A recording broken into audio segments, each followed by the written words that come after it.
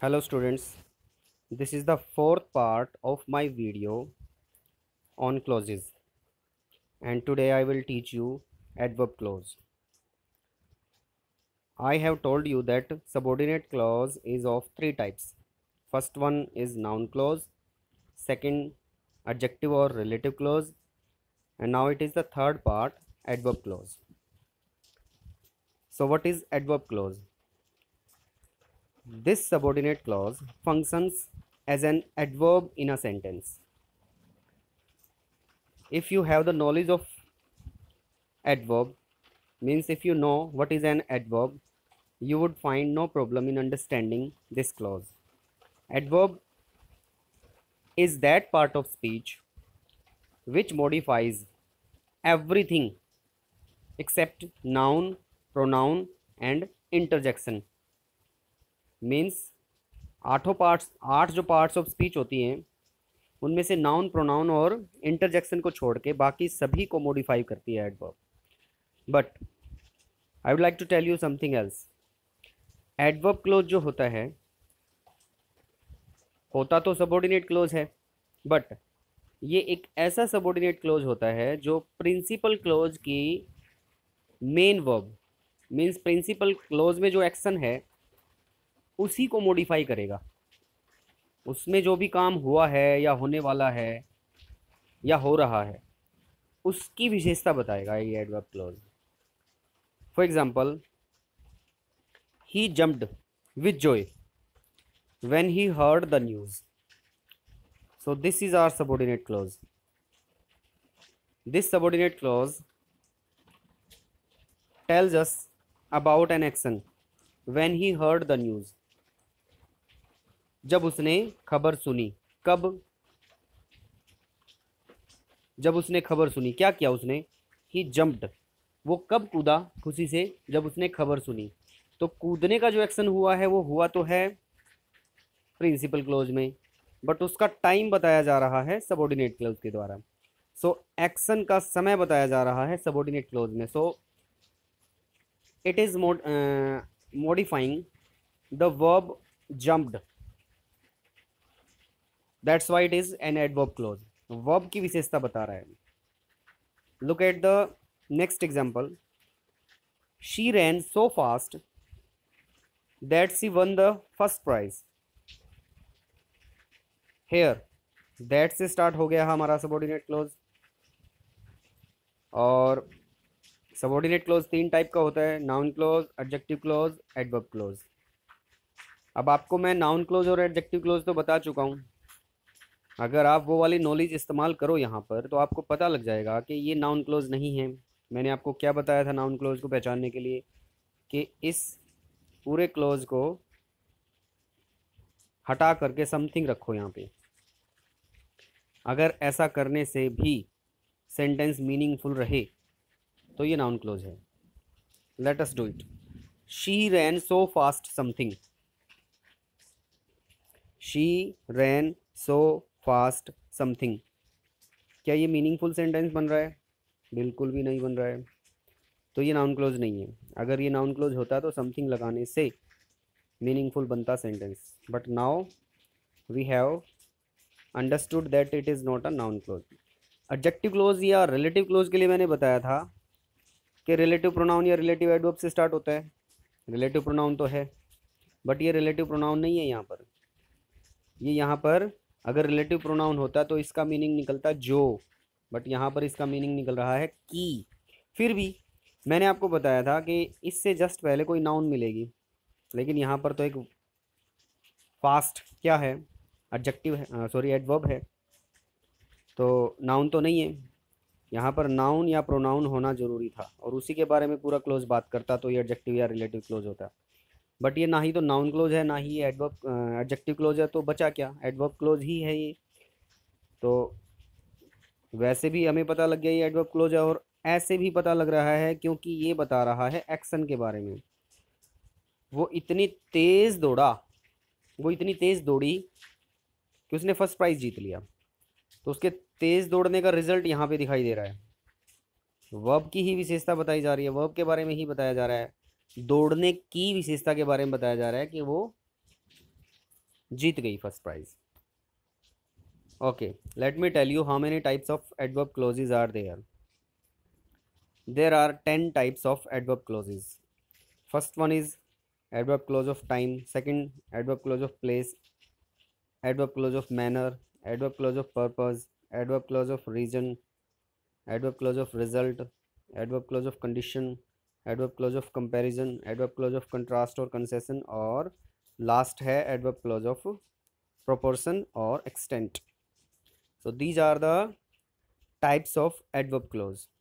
We'll read them one by one. Let us start the first one, and this is adverb clause of time. Let us read what it says. It specifies the time of the action of the principal clause. Adverb clause of time हमें time बताएगा। Main clause में, या main close को principal close भी कहते हैं, उसमें जो काम हुआ है या उसमें जो काम हो रहा है या उसमें जो काम होगा, उस काम का समय, उस एक्शन का टाइम क्या है, वो सबऑर्डिनेट क्लोज बताएगा। Let us take the example. She began to cry as soon as she saw them. Look at this, as soon as subordinating conjunction है। You can find out in the list of subordinating conjunctions. As soon as subordinating conjunction है, तो इससे हमारा subordinate close start हो गया, और ये adverb close है। कैसे?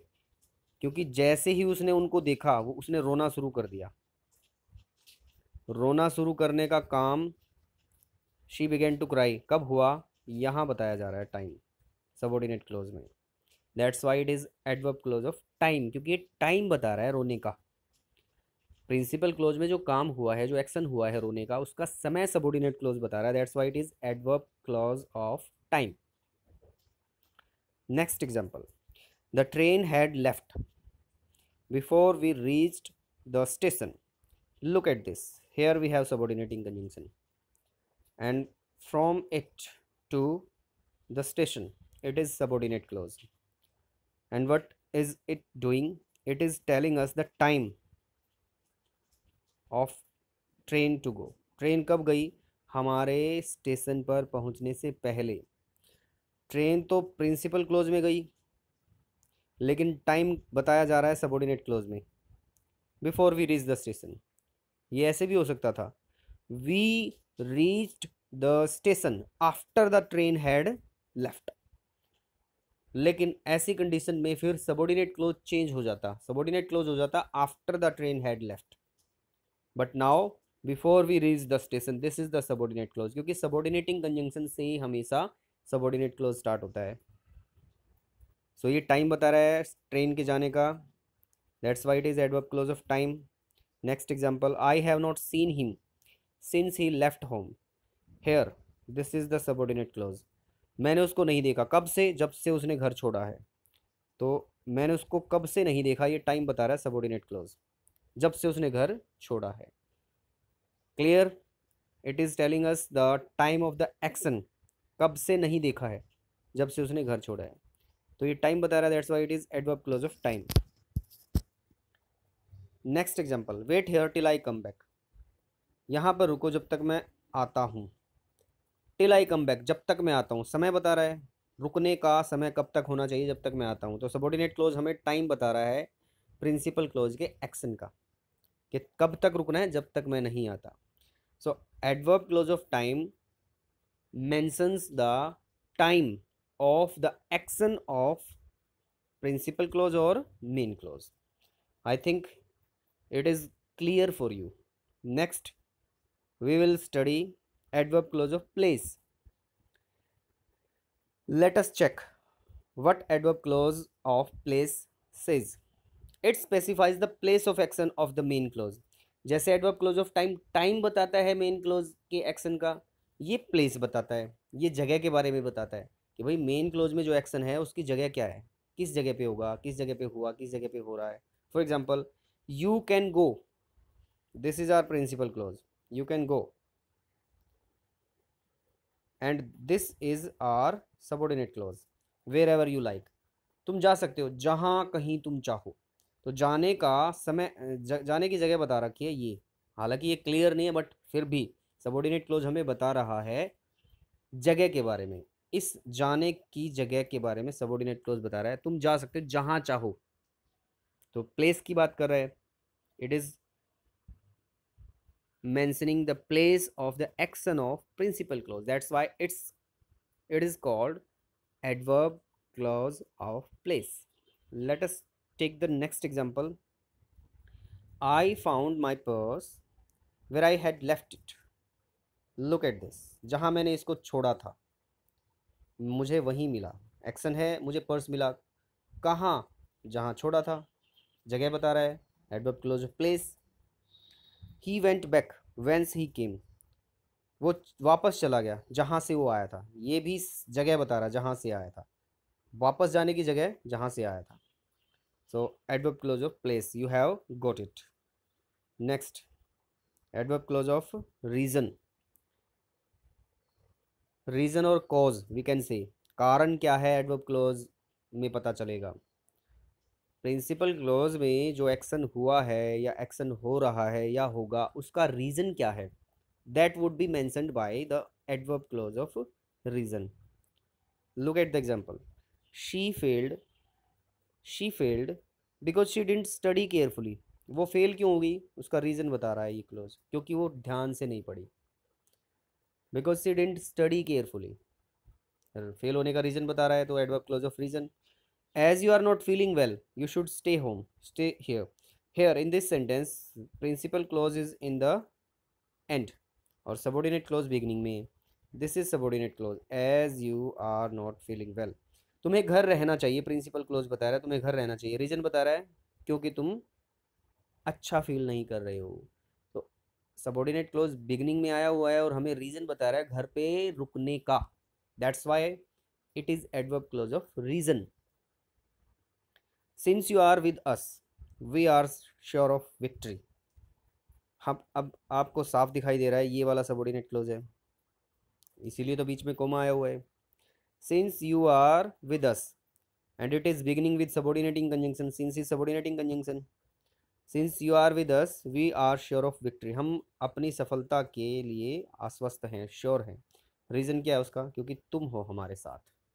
तो रीज़न ये है हमारे श्योर होने का विक्ट्री के प्रति, because you are with us. तो रीज़न बता रहा है subordinate clause, that's why it is adverb clause of reason. Next adverb clause of manner. Manner तरीका। This subordinate clause tells about the manner of the action of main clause. Main clause में जो action है उसका manner बताएगा subordinate clause, that's why it would be called adverb clause of manner. Example, do as I tell you.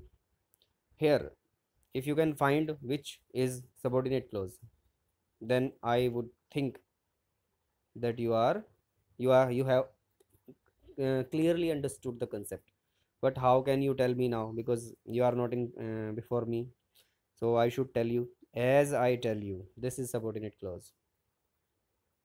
as से start हो रहा है, as subordinating conjunction है। now you can ask principal clause कहाँ गया सर फिर, this is principal clause। do, this is principal clause। and here I would like to tell you principal clause या कोई भी क्लोज की डेफिनेशन है कि सब्जेक्ट और वर्ब दोनों होनी चाहिए, बट सब्जेक्ट तो है ही नहीं इसमें, तो फिर ये क्लोज कैसे हुआ। So let me tell you, this is an imperative sentence and imperative sentence का सब्जेक्ट अंडरस्टूड होता है और वो यू होता है। जैसे स्टैंड अप, स्टैंड अप किसको बोला हमने, यू स्टैंड अप, जो भी हमारे सामने जिससे भी हम बात कर रहे हैं उसी को बोल रहे हैं हम। सिट डाउन, ये इंपेरेटिव सेंटेंस है, किसको बोला, उसको ये बोलने की ज़रूरत नहीं है तुम बैठ जाओ, हम सिर्फ इतना ही बोलेंगे sit, sit down, stand up, तो वो समझ जाएगा कि मुझे ही बोल रहा है, क्योंकि जिससे हम बात कर रहे हैं उसको पता है किससे बात हो रही है। हमसे कोई बात करेगा हमें पता नहीं लगेगा कि हमारी तरफ देख करके बोल रहा है, तो वो हमें यू बोलेगा, ज़रूरी नहीं है। इंपेरेटिव सेंटेंसेज में यू की ज़रूरत नहीं होती है, दैट इज़ अंडरस्टूड।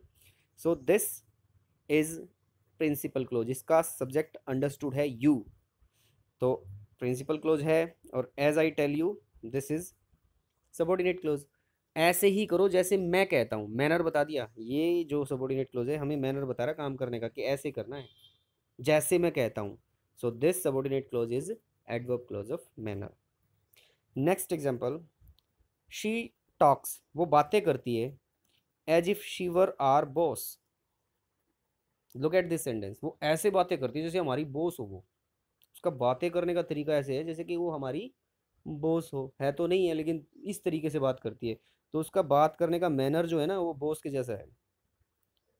तो यहाँ पर एक और बात बताना चाहूँगा मैं, जब एज इफ जहाँ पर आ जाता है उसके साथ कोई भी सब्जेक्ट हो आपको ये वर लगाना पड़ेगा या सेकंड फॉर्म लगानी पड़ेगी आपको, पास्ट पार्टिसिपल सेकंड फॉर्म आपको लगानी पड़ेगी और इस चीज़ का आपको ध्यान रखना है। This is the hypothetical condition, और इस कंडीशन में आपको वर ही लगाना है, सब्जेक्ट चाहे शी हो, ही हो, दे हो या वी हो।